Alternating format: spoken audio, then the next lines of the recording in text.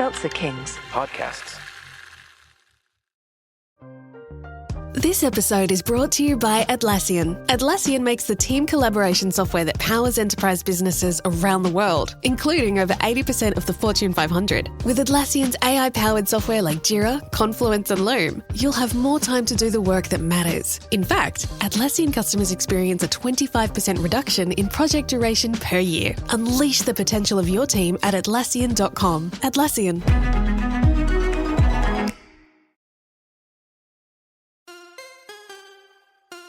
What does an 18-year veteran of the tech industry and a 20-year veteran of the military have in common? More than you might think.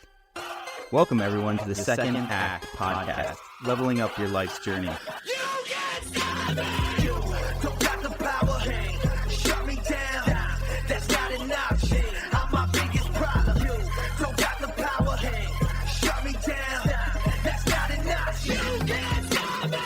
I'm going to just welcome our audience back to the Second Act with Michael and John. And we are really excited about today's guest, who has some really interesting, unique, exciting things going on in her life. So today we welcome Jenny Wood to the show. Jenny is a former Google executive who led a large operations team that helped drive tens of billions of dollars in advertising revenue annually. She founded one of Google's largest career development programs called Own Your Career and has been dedicated to helping others achieve their goals.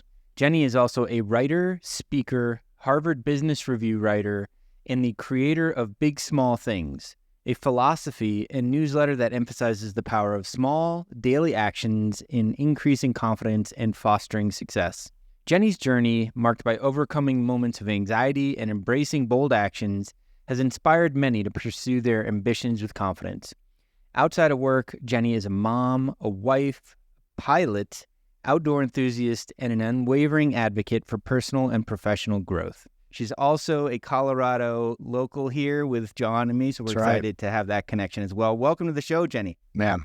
Thanks so much for having me, Michael and John. Wait, not just a Colorado local, Colorado native. Are either of you from native? Here? I am not. I am not either.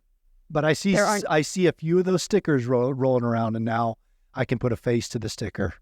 I know. Nice. So for our audience, there's this bumper sticker that says native in like the same imagery as the Colorado license plate, and there just are not a lot of Colorado natives. But I happen to be born here. My parents moved here in 1979, just 6 months before I was born. So wow. Okay. Awesome. Yeah. Here we are. I grew up in Miami. John grew up in Oklahoma. That's right. Right. And so we definitely come from different parts of the country, but it's amazing what a magnet Colorado is for really cool, talented folks. Yeah. Now there's a tech scene, and we've got this amazing weather. It's like I hike every day, 4:30 p.m. It's heaven, a little slice of heaven. It is. Absolutely. We were on a hike yesterday. We actually got to watch, we went to the air show on Saturday, went on a hike yesterday to watch the air show from a different vantage point. I was like, man, we are so blessed that we can just do this on a daily basis, and I love it. That is awesome. Yeah. The pilot in me appreciates that. I want to know more about that, but I'm not going to steal everyone's thunder because Google, I've heard about it. I don't really know what it is, but I mean, no. Small little startup. Yeah. It's just a little startup. One day it's going to be huge. I know. I think. One day. Yeah. Actually, I believe Google is celebrating their 20-year anniversary this year of going public. And you joined not too long after the company went public. Is that right, Jenny? That's right. I joined in November 2006. And I just wrapped up 18 years there. And it was an incredible 18 years at an unbelievable company. How did you get started so early? That's funny. I was doing research at Harvard Business School, 1 year negotiations, 1 year organizational behavior, and 1 year technological substitution. So like strategy, people stuff, and negotiation stuff. And then I lived abroad for a year and backpacked around South America. I came back, Awesome. I was 26, and I was like, all right, HBS kind of felt like an extension of college. Yeah. living abroad where I was teaching indoor cycling classes and doing an array of other kind of small, odd jobs. Didn't quite feel like real life. And then I was traveling. And so I came back and realized, all right, I guess I got to get a big girl job. But the idea of sitting in some like dark, dim office where you went in at 8 and left at 5 and punched in and punched out and worked on TPS reports or whatever, like the canonical office space, jokes are, it felt so sad to me. And I didn't know much about the real world or the real working world, but I kept saying, I just want to work someplace fun. I just want to work someplace fun. And there were all these news segments, but with the lava lamps and the beanbag chairs and the colors and the free massages. And I was like, I just want to work someplace like Google. I had no idea what Google did to make money. Well, no, I didn't really know how they made money. And again, this was 2006. And so I just Googled Google jobs and I saw this job. I saw they had an office, this like teeny tiny office in Denver, and applied for a role that seemed related to my economics degree, because it was an analytical type of role, and went through the whole barrage of hard interviews and landed the gig. Wow. That's awesome. Do you remember, did they ask at that time any of those sort of random non-work related questions? And do you remember what your question was? I sure do. How would you sell pantyhose to men? Interesting. Bank robbers. Okay. Yeah. I went like the Kings route, like the, royalty, like white tights. I went that direction, but it's really around, creativity and how you think through problems and how you process it and how you segment, your answers and ask follow-up questions. Wow. So at least that was what I found my experience to be. So it was a lot of fun. I love that you remember the question from all of them. It's pretty specific. Yeah, it is pretty specific.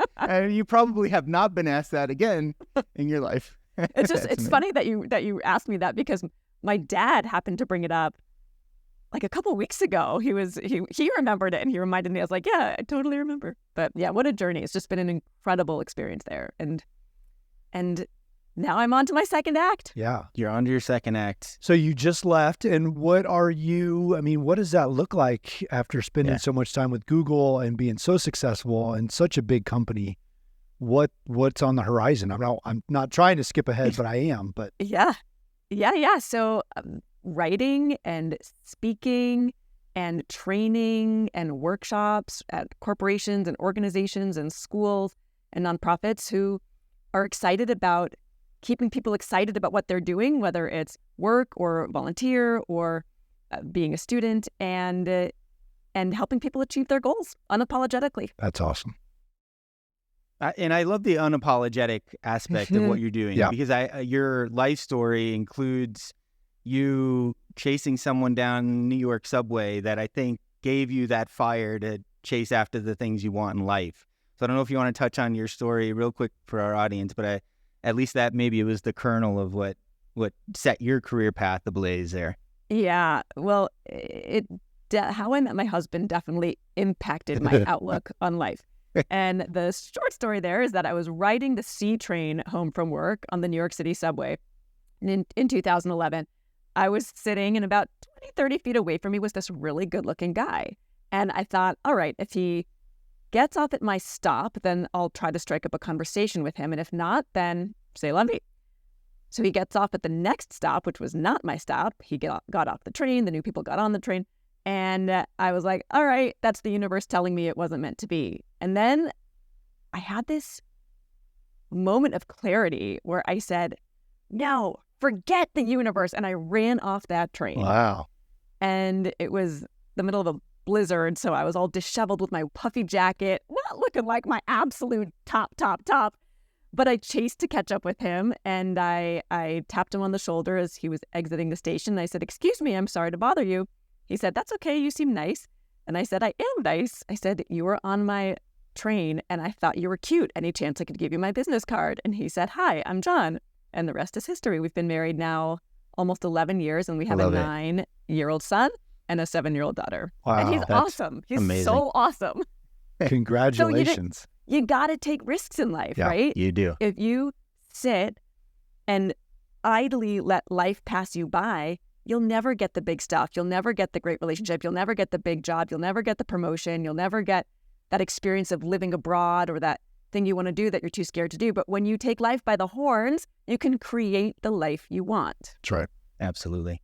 What do you think holds people back the most? I mean, there's fear. There's like the natural fear of doing something that you're uncomfortable doing for the first time, for whatever those reasons are. But what else do you think might influence that restraint on people from achieving what they want? I think it is fear. I think that was the first word that came to you, Michael, and that's the first one that came to me before it even came out of your mouth. I think a lot about truths and tales. Truths are facts that are verifiable, and tales are the stories we tell ourselves to make sense of those facts. Yeah. So if you look at that subway example, the truth was there is a person on this subway and I am interested in him.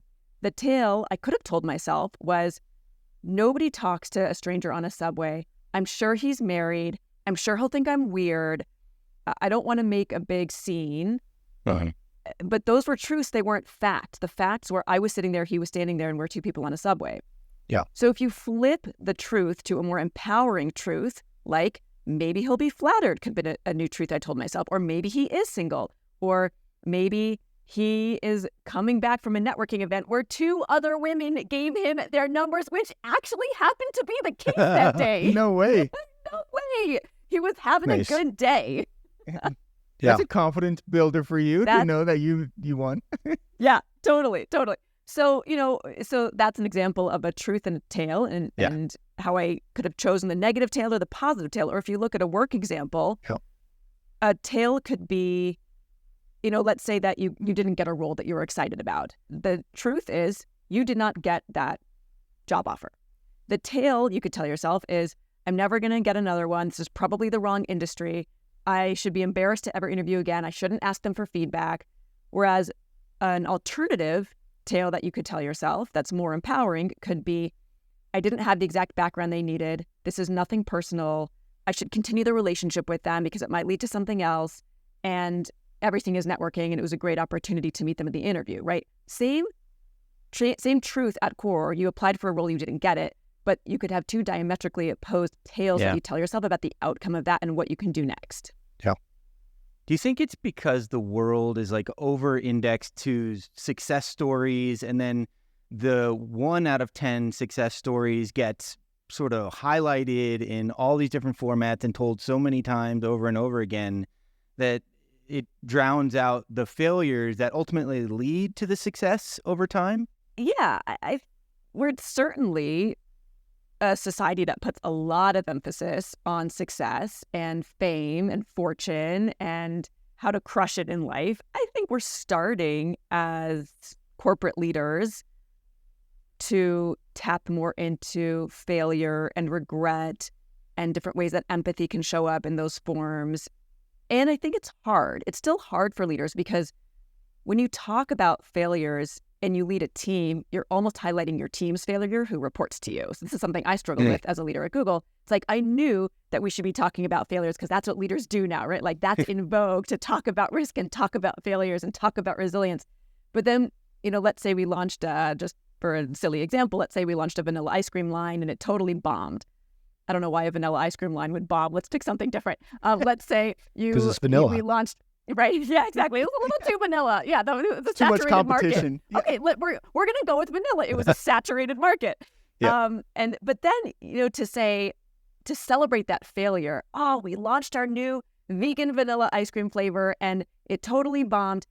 You are potentially at risk of throwing 35 people under the bus who worked on that vegan vanilla ice cream launch and they were so excited about it. So it's easy to talk a big game as leaders and be like, we're going to talk about our failures. But when you lead a team, the failure is kind of in part the team's failure. So that makes it difficult. And there's still ways you can do it. Like I would like to reward my team for innovation, even if it was a failed project. And then people could nominate each other and nominate themselves about a project that they tried. And maybe it wasn't this huge product line launch, right? But something they tried that didn't go as well, or a learning. But that was always the category where we'd get the fewest nominations. If there was like a teamwork category and a failure category and a stakeholder manager category and a customer category, of course, of those 4 categories, the one that would get the least nominations would be I failed. So it's just hard. Yeah. It's hard for people to talk about failures, but it's so important.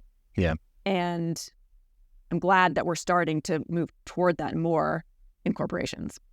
Jenny, is there a story in your life, maybe in childhood or early development before Google, where you failed and it comes back to be a cornerstone in your story, or something that you now impart on other people?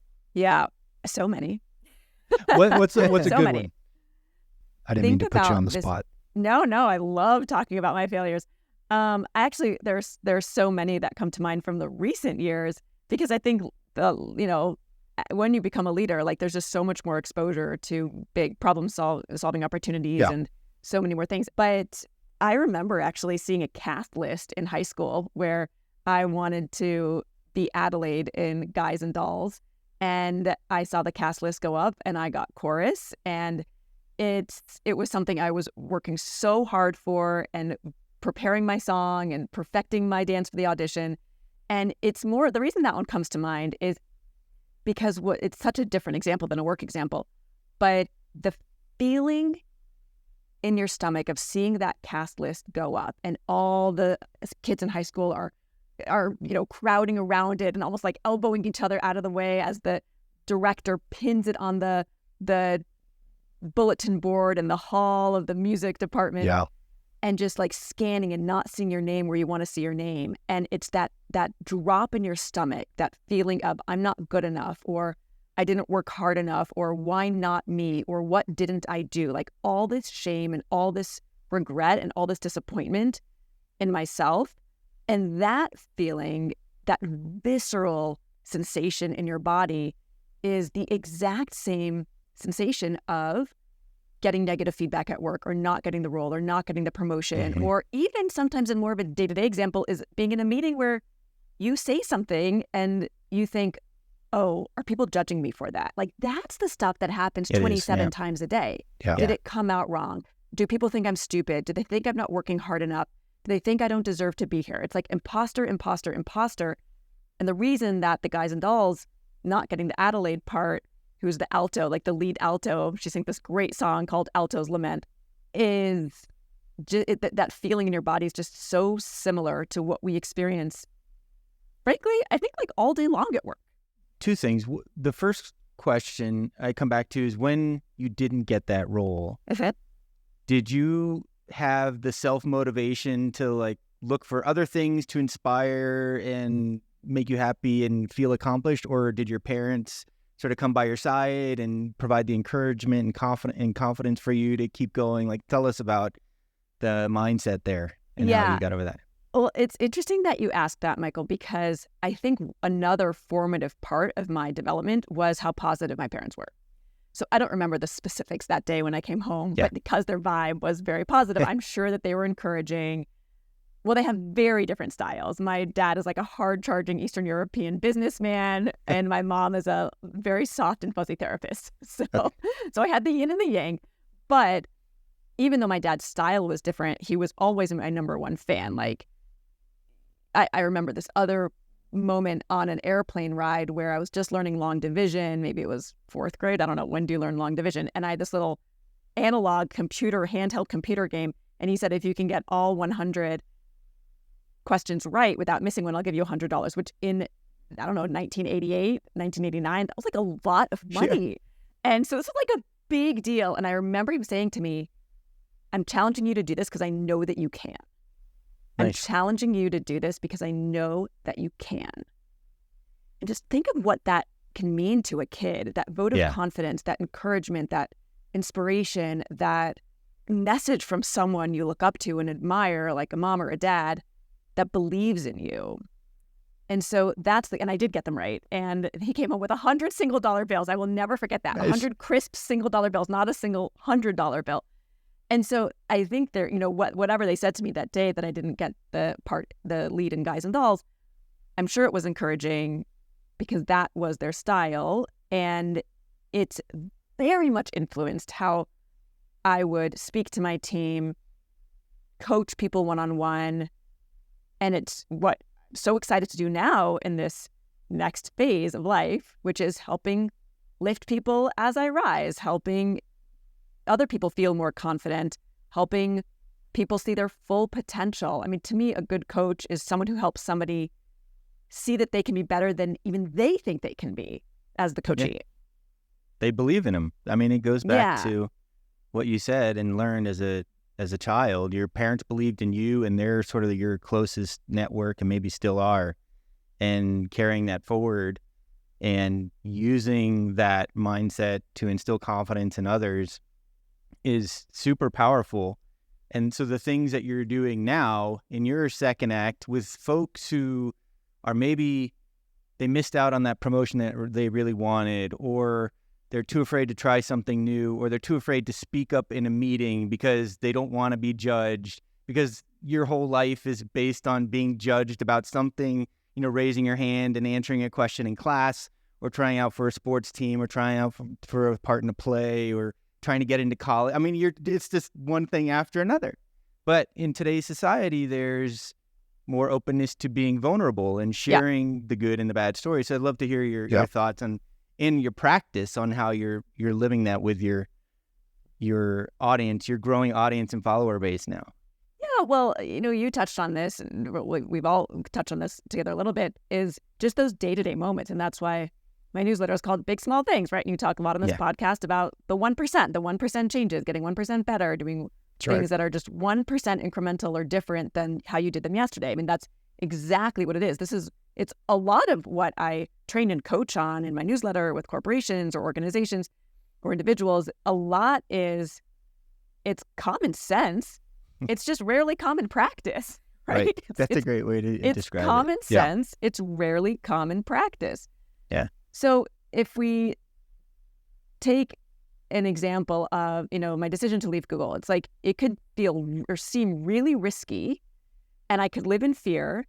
I'm at like what feels like the height of my career, right? Like I'm like in a really good spot. I've built really cool things at the company, and here I am going off to be an entrepreneur. Like what is that? But then if you really break it down, is it really that risky? Sure, we go back to truths and tales.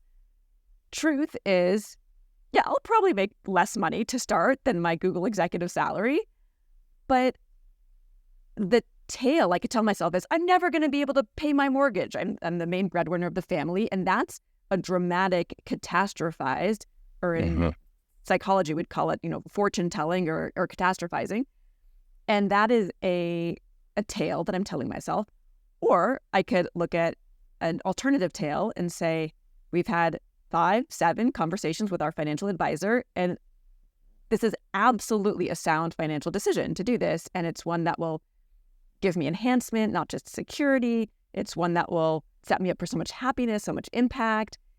And even if you break down the different ways we approach a risk, it's something that feels like a risk oftentimes is not really that risky. I think of risk along 4 dimensions: emotional risk, physical risk, cognitive risk, and financial risk. Yep. So if I were to rate each of those 1 to 5, on the decision to leave Google, emotional risk, I don't know, maybe call it a 2, right? It's very exciting. I'm going to be able to spend more time with my family. 5 is high, 1 is low. Cognitive risk, that's probably a 3. There's a lot I'm thinking through of, how I sell myself up as a successful keynote speaker and entrepreneur and blogger and, writer and trainer and coach. And so there's a lot of cognition that goes into that. Physical risk, very, very, very low, right? Like, do I think that this decision is going to give me cancer or make me at risk of losing a limb? We'll call that a 0 out of 5. And then financial risk, this is the one I already talked about, where you can really have some gremlins and some false stories that make you want to stay on the path you've always been on.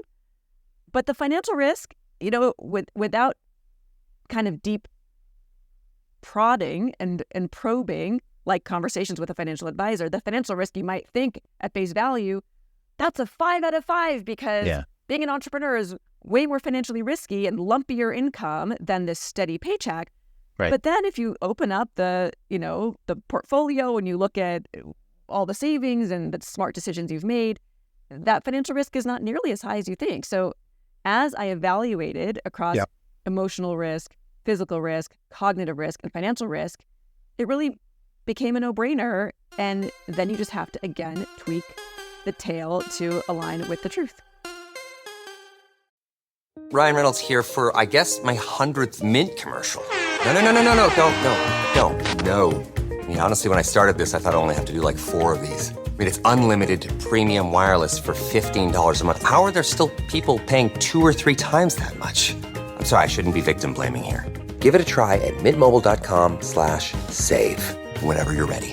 $45 upfront payment equivalent to $15 per month. New customers on first 3-month plan only. Taxes and fees extra. Speed slower above 40 gigabytes. See details. Whoa. Landing an account this big will totally change my landscaping business. It's going to mean hiring more guys and more equipment and new trucks for the new guys to drive the new equipment in. I don't know if I'm ready. You can do this, and Ford Pro FinSimple can help. Our experts are ready to make growing pains less painful for your business with flexible financing solutions that meet the needs of your business today when you need them. Get started at fordpro.com/financing. Jenny, I think it's interesting that you mentioned the 4 areas that you analyze risk, but I also want to ask, was there a fear or a risk of staying? Because I like to think that good question. There's also that risk that what if I don't pursue the things that are bigger or outside of Google or outside of what I'm currently doing that I might never achieve if I stay here and continue, quote unquote, the status quo or continue what I'm doing just because it's comfortable. Because a lot of times we see and hear individuals just like yourself that stay so long that are worried about, all the other risks that they push off their dream. They push off what they feel they've given up to get the title, to get, the lifestyle, the things like that. So was there a risk of staying? It's a brilliant question, and I wish I could just show you my spreadsheet of the risk analysis, because in addition to scoring 1 to 5 across these 4 dimensions, emotional, cognitive, physical, and financial, of leaving, I also, as I was going through it and realized how low these 4 categories were ranking when I was thinking it through leaving, I then realized, wait a second, let's do the flip side and also rank them for staying. And for everyone listening, my eyes lit up so much when you asked this question, John. It was really significant. Because you have the risk of, for me, learning is a huge strength for me, and like Clifton Strengths Finder. And I was experiencing incremental learning. It's Google. You learn every day. It's so fast paced. So many new cool things are happening. But was I experiencing step function learning? Not really. And that's what I knew I would experience as an entrepreneur. And is there even a physical risk? I would say more physical risk, because I was trying to do so much, and I wasn't sleeping well, and my stress was really high, and I had hip pain. And I'm not saying that this is these are all a result of doing too much, right? And I love Google, and I loved my job there. And so it was very tempting to want to do everything at the same time, right? Pursue my passions outside of work, pursue all of these ambitions I had. But at the end of the day, I am only one human, and there are only 24 hours in a day. That is truth. That is not tale. Right. That is an undeniable fact. It's verifiable. And so I would say, as I really started to deeply analyze, the risks almost seemed higher to staying. And it's for all the same reasons you mentioned, John, and that makes it really exciting. That's awesome. By the way, let's be honest. Still a little scary that I'm doing this. We're on mile 1 here. And so I have to say, even having this conversation is therapeutic and helpful to really settle into this decision and this new way forward for me, which I just think has tremendous potential. I'll speak for myself, and maybe others, and maybe you're even thinking this, Jenny, is okay, I'm leaving behind this incredible career. I've spent, all these years in this industry, most of them in this one of the world's most prestigious companies. I'm starting something on my own. If we're talking about the very positive, outlook we're having, but there is a greater than 0% chance it won't work out. Oh, yeah, for sure. And then I think people in their heads get in their heads that, what if I can't go back? What if there's no other options? I've just burned some bridges. I can't figure out a path forward. Now I'm stuck. Now I'm getting anxious. Now I'm getting a little concerned about all the things in my life. How are you tempering those demons, or what advice do you give to others who are having those demons in their head so that they remain cool, calm, and collective as they move forward? Yeah, well, let's be real. I'm not going to say that I'm cool, calm, and collected, but I can certainly speak to this. So for every statement that I would write down, like, I could never get another job again, I could write a different statement, right? I could write a column with that statement, and then I could write, let's call that the gremlin statement. And then in the next column, we could call it the sunshine statement, right? And so it might be, I could never get another job again. The sunshine statement might be, I am highly employable, right? The gremlin statement might be, it's going to take, 2 years before I'm revenue net positive. The sunshine statement might be, given my track record, it'll probably take me about a quarter of the time as the typical person who goes to be an entrepreneur, right? So again, I feel like I'm getting back to truths and tales now, but so much is about mindset shift. And again, maybe this links to my dad on that flight where I was in the window seat at 8 or 9 years old and he was in the middle seat, and he said, I believe in you. I know you can do it. And so maybe it's me taking myself through those own thought exercises of, I can do this. My husband's incredibly supportive. I've got some really big and exciting projects coming up that I'll start to share more about on the newsletter. And I think it's staying out of drama. I really think it's staying out of drama. And also just not being self-deprecating. It's like, in 11th grade chemistry class, it was cool to go in and be like, oh, I didn't study at all. Like, I'm sure I'm going to fail. Oh my gosh, I got an A-. How did that happen?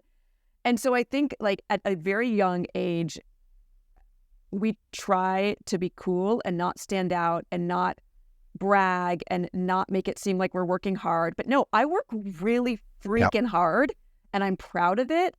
And I'm going to continue to work hard. I think I've left my 9 to 5 to start a 24/7.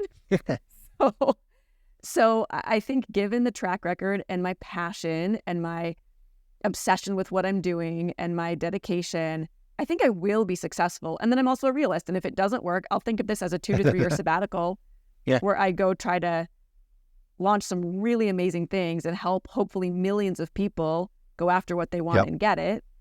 And if it doesn't work, I can brush up the resume and go back and get another job.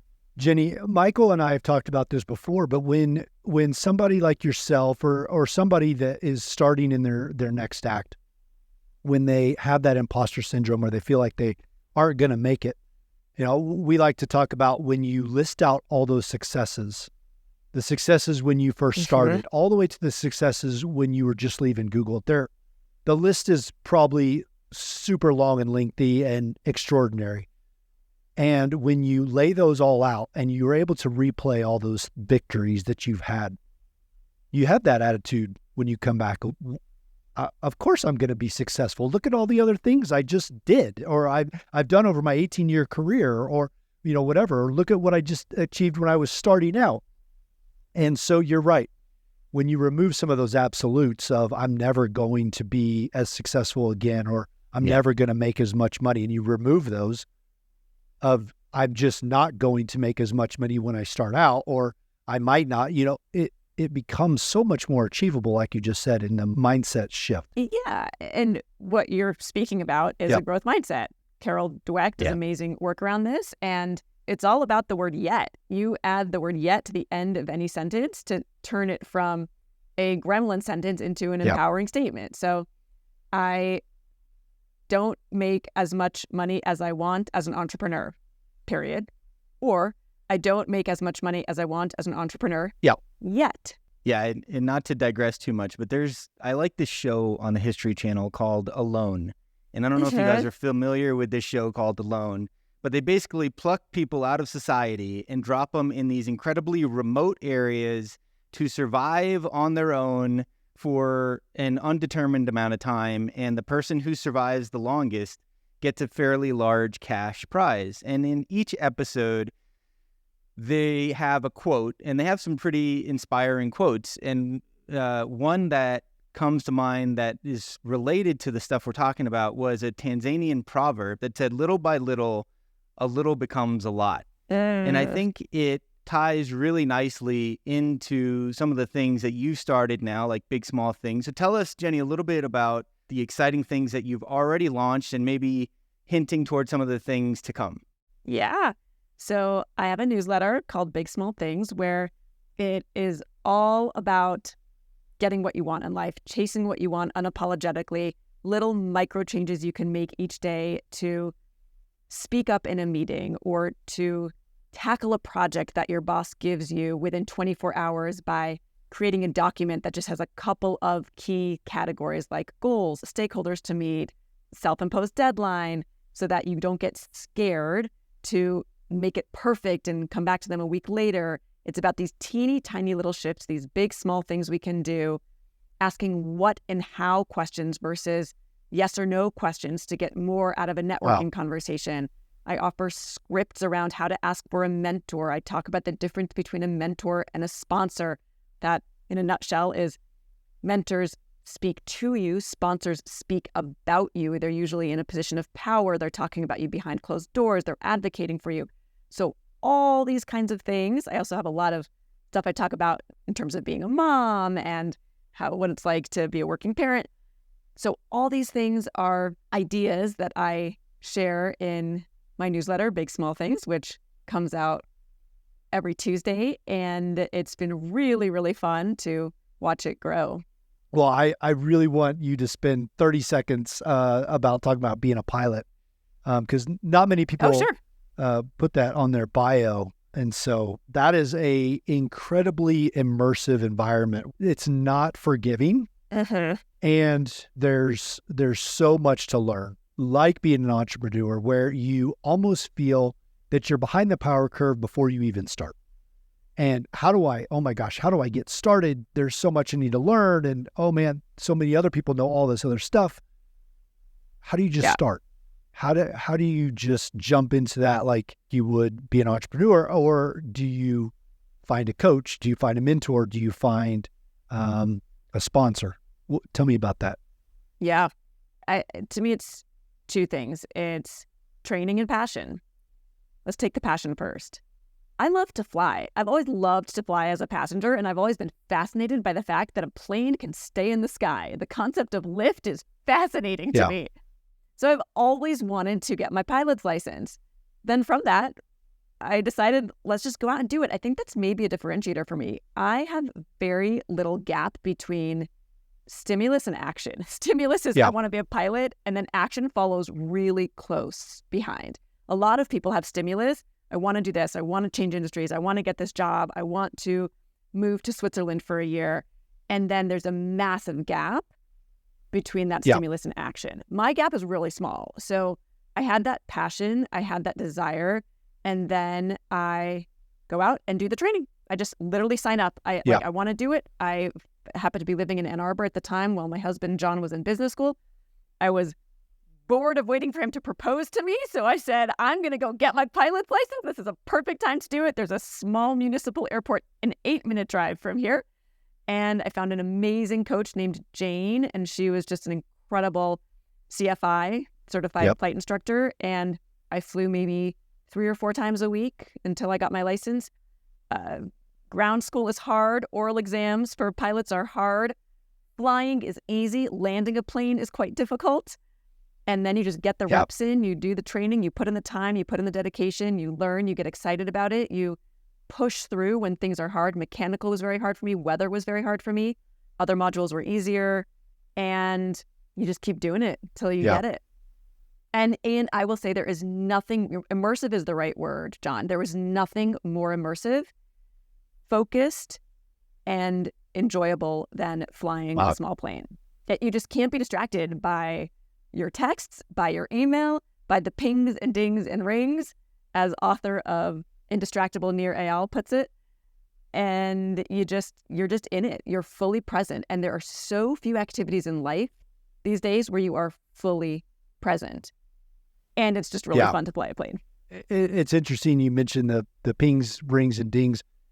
It was when I was flying and I looked down because I got a text, and I looked down at my phone and started looking out the window thinking about how I was going to respond. Then I thought, oh my gosh, my head's not in the game. My head's not in the cockpit. Wait, are you also a pilot? I was, yeah. I was a 20-year helicopter pilot in the Marine Corps. So. Oh, that's so cool. Yeah, that's so cool. But it was during that flight that I realized I need to be doing something else, because whether it was the passion or the excitement, I recognized was waning, and I needed to move on. So that's ultimately what forced me out of the Marine Corps. But I really, really love the fact that you talk about that margin between wanting to do something and doing it, because that's what I realized when I first got out of the Marine Corps, and I felt so valuable to individuals, was the ability for myself to just start something, and then let's learn on the way. I call it ready, fire, aim. Let's get the bullet out of the chamber, and then we'll course correct before it hits the target. But let's get action going. And there's so many people that want to collect all the data, want to hear all the experiences, want to figure out what all they don't know, and they get that paralysis by analysis. So they just stop because they realize they don't have what someone else has. And here you are leaving Google, starting to become an entrepreneur, and you're also somebody that went from 0 flight hours to getting their pilot license. That takes a ton of action, takes a lot of discipline. So in multiple avenues, multiple scenarios, you are taking the passion or the idea of something and putting action behind it and becoming. And I love that, because so many people need to hear that it's okay to fail, or it's okay to get what I call the dirty reps in. The speaking gigs where you're on stage in front of 5 people or 50 people, and there's the awkward pauses, and there's the blank stares, and there's the delayed applause, because it's just not there yet. That's okay. That is okay, because one day you look back at those events and you look back at how far you've come, the 1%, the big, small steps that took you to greatness, and you achieved it again. Yeah.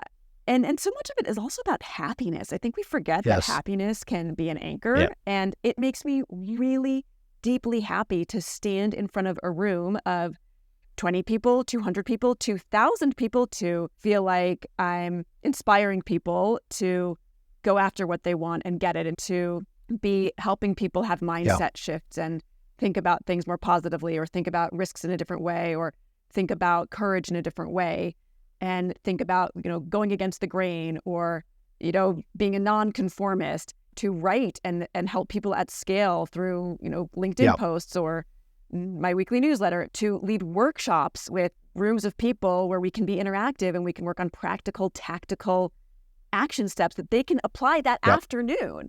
It all makes me deeply happy, and that's something that it's okay to optimize for. That's good. That's good. Jenny, we're coming to the end of our time, and in order to leave everyone with just another nugget, one last nugget before we let you go, we like to end with practical advice that you can give somebody that's contemplating getting out of their Google environment, their Google moment, just like you, getting started in the second act in their life. What would you want to leave them as you're doing that right now? Maybe it's something you've learned, maybe it's something you're looking forward to experience, and maybe it's a fear you've let go of now that you're in that journey. What would you tell those people that are following right behind you?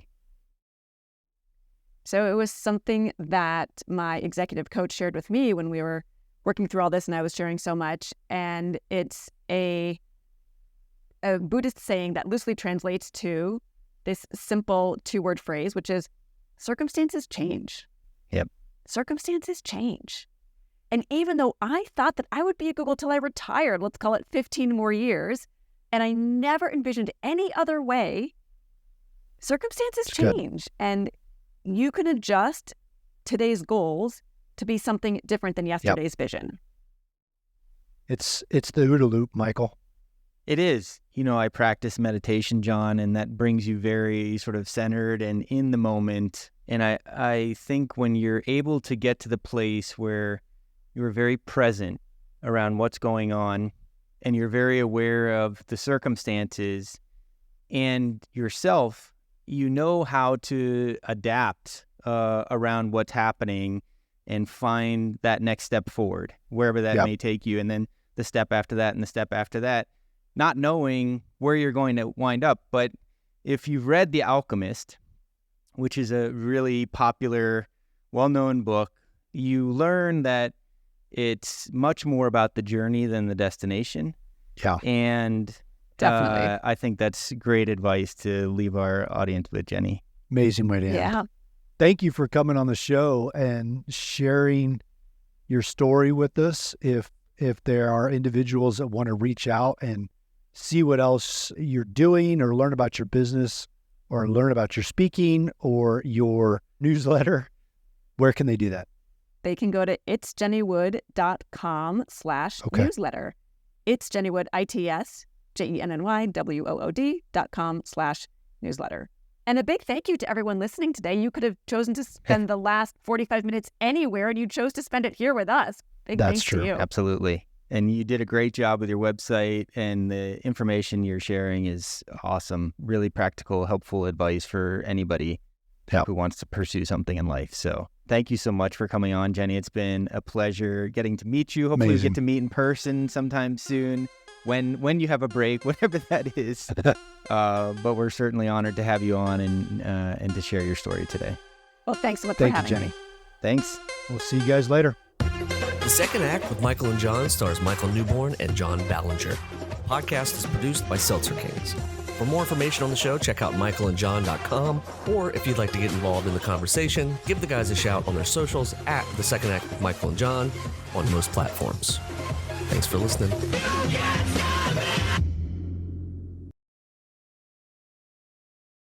Seltzer Kings Podcasts.